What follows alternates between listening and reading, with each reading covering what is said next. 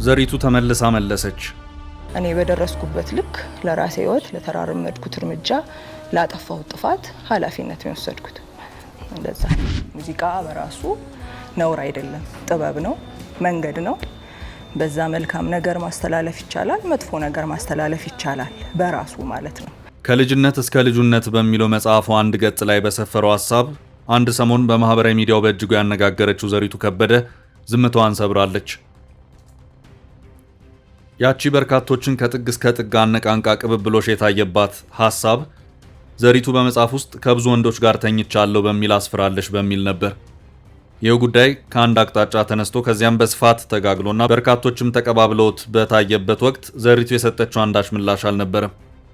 አሁን ደግሞ በጊዜ የነበረው የሐሳብ ጡዘት ወይም ክላይማክስ ወርዶ ሰዎች ወደ ቲክቶክ አዋርድ የነሰይፉ ፋንታውን ውዝግብ በገቡበት ሂደት ዘሪቱ ድንገት ተከስታለች።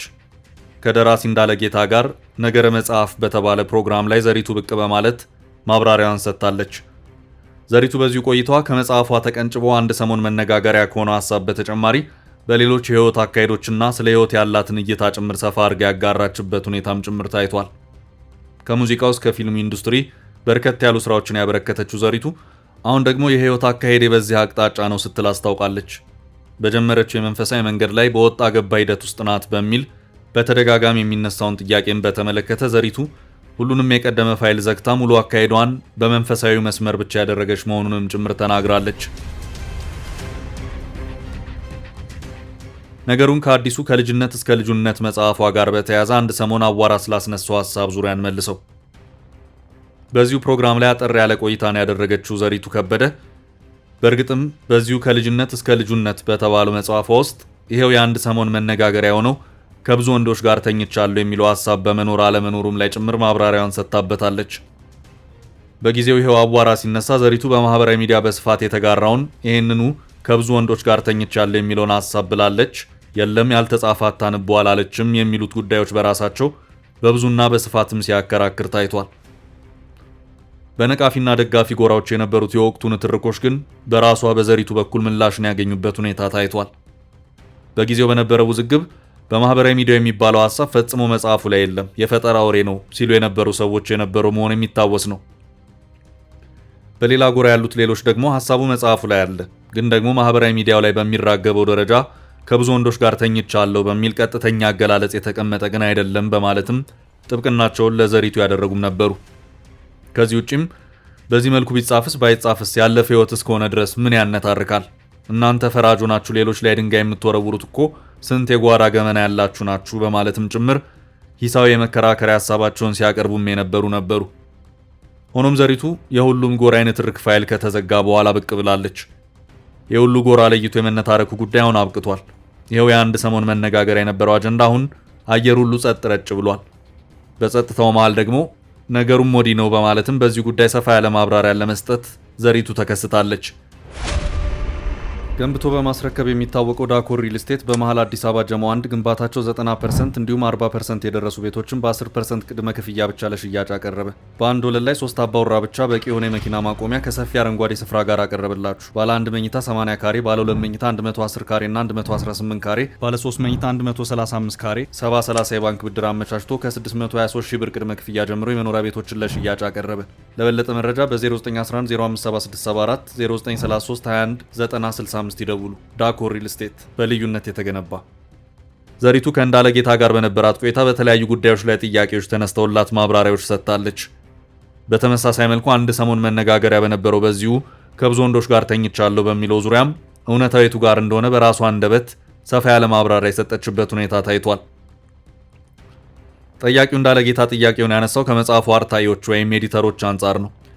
በጊዜው በመጽሐፉ አርትዖት ወቅት ይሄንን አረፍተ ነገር ብትሰርጂው ወይም ደግ አረግሽ ያሉሽ ሰዎች ነበሩ በሚል ለቀረበላት ጥያቄ ዘሪቱ ሰፋ ባለ ማብራሪያ ምላሽ የሰጠችበት ሁኔታ ታይቷል።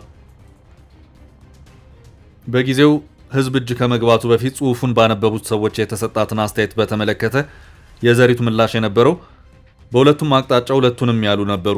ነገር ግን እዚህ ጋር መታወቅ ያለበት እኔ ሐሳቡን ሳሰፍረው ለአዋጅ ተፈልጎ አይደለም። የህይወት ጉዞም ያን ያህል እንደዛም አልነበረም።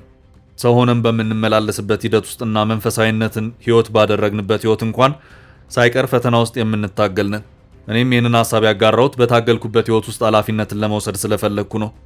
የከበበኝም ብርሃን ድካሜን ስለሚያሳየኝ ያሳለፈኝም ጸጋ ክብር የሚገባውና ሊነገርለትም ስለሚገባው እንጂ የወቁልኝ ነገርም አይደለም ስትልም ዘሪቱ ተናግራለች። ዘሪቱ ይህንኑ ማብራሪያዋን በመቀጠል ከዚህ የተነሳ ይህ ሐሳብ ለብዙዎች መማሪያና መጠንቀቂያ ይሆናል ያሉ ነበሩ።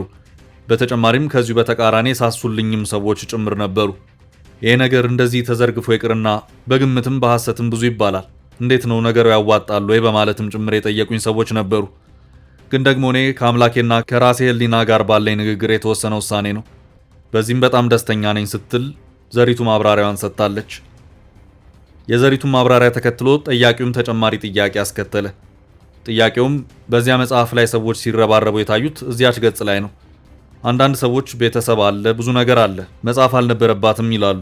ሌሎች ደግሞ ያው በህይወት ሂደት ውስጥ የነበረባት ድካምን ለማሳየት ነው በማለት ምላሽ ሲሰጡ የሚሰሙ ነበርና በዚሁ ሰዎች ብዥ ያለባቸው ማጥራት ስላለበት በሚል ተጨማሪ ማብራሪያ ጠይቋል። የዘሪቱን ምላሽ የነበረው የተጻፈው የተኖረ ህይወት ነው፣ የተጋነነም አይደለም፣ የሌላውን ማጉላት አይጠቅምም። እኔ ኃላፊነት የምወስደው ራሴ ለኖርኩትና ለተማርኩበት ህይወት ነው። ለሰውም የሚጠቅመው እኔ ከህይወት የተማርኩት እንጂ ማሳበብና መክሰስ ምንም ጥቅም የለውም። በህይወት ውስጥ ኃላፊነትን እንወስዳለን፣ ከሆነውም ነገር እንማራለን፣ ከዚያም ደግሞ ያንን አልፈን ወደፊት እንሻገራለን። በዚህ ሐሳብ ውስጥም የተፈለገው ይሄ ብቻ ነው። በራሴ ህይወት ልክ ለተራመድኩት እርምጃ ላጠፋው ጥፋት ኃላፊነትን የወሰድኩበት ሐሳብ ነው ስትልም ማብራሪያውን ሰጥታለች። ዘሪቱ ሚዲያ ላይ መነጋገሪያ ስትሆን በጻፈችው መጽሐፍም ብቻ አይደለም። ከዚያ ቀደም ብሎ በዘፈኑ ዓለም በነበረችበትም ወቅት አልፎ አልፎም ቢሆን የሚዲያው መነጋገሪያ የምትሆንባቸው አጋጣሚዎች ታይተዋል። ዘሪቱን ረዘም ላሉ ጊዜያት መነጋገሪያ ካደረጓት ጉዳዮች መካከል አንደኛው ዘሪቱ የት ጋር ናት? ወደ መንፈሳዊ ህይወት ጠቅልላ ገባች ወይስ ሁለት ቦታ በመርገጡ ቀጥላለች የሚለው ይገኝበታል። ከዚህም በተጨማሪ ሙዚቃ ላይና መንፈሳዊነት ላይ ነበራት አቋምም እንደዚሁ ብዙ መነጋገሪያ ሆኖ የቆየ መሆኑ የሚታወስ ነው።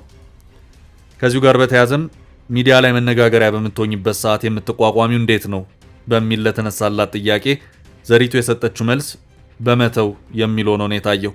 ሚዲያ ላይ መነጋገሪያ በምትሆኝበት ሰዓት እንዴት ነው የምትቋቋሚው? በመተው ከውጭ የሚመጣን ሐሳብና ስሜት በማስተናገድ የምመዘንበትን ሚዛን እሱን አላደርግም። በሆነ ነገር ልምድ አካብቼ ሊሆን ይችላል። ብዙ ተብዬ ምንም እንደማይሆን አይቼ ሊሆን ይችላል።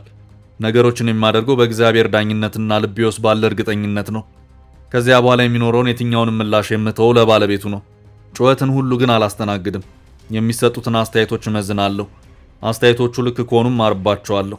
ያጠፋው ከመሰለኝ ደግሞ ጥፋቴንም ለማረምና ኃላፊነትን ለመውሰድ አጋጣሚውን እጠቀማለሁ ያለችው ዘሪቱ አክላም ሰዎች ስንባል ጥቂት የምናውቅና በውስን እይታ ውስጥ ያለን ፍጡራን ነን።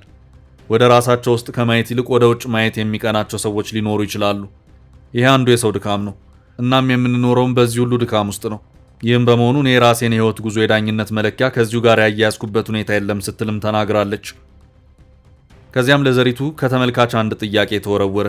ጥያቄውም ዘሪቱ ሙዚቃ ላይ ያለሽ እይታ ተቀይሯል ወይ የሚል ነበር። ሙዚቃ በራሱ ነውር አይደለም፣ ጥበብ ነው። በዚህ ውስጥ መልካምንም መጥፎንም ነገር ማስተላለፍ ይቻላል። ዘፈን የሚባለው አገልግሎት ደግሞ ተያይዞ ብዙ ነገር አለው። ዘፈን በበጎ የማያንጽ ብዙ ነገር ያለው ነው። ዘፈን ከብዙ ስህተት ጋር ተያይዞ የሚደረግ ስለሆነ ብዙ ጊዜ ስህተት ሆኖ ይገኛል። እኔ በዚያ ህይወት ውስጥ እያለሁ ልክ በሆነች ቀጭን መስመር ውስጥ ለመራመድ ብዙ ተፍጨርጭሬ ያለሁ። ነገር ግን ፍሬውን ስመዝነው ማቆያና ማሰንበቻ እንጂ የትም የሚደርስ ሆኖ አላገኘሁትም።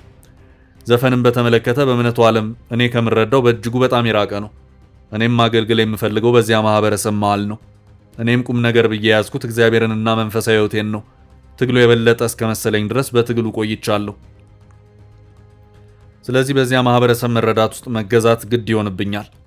ከዚህ በኋላም የምመለስበት ህይወት አይደለም ስትልም ማብራሪያዋን ሰጥታለች።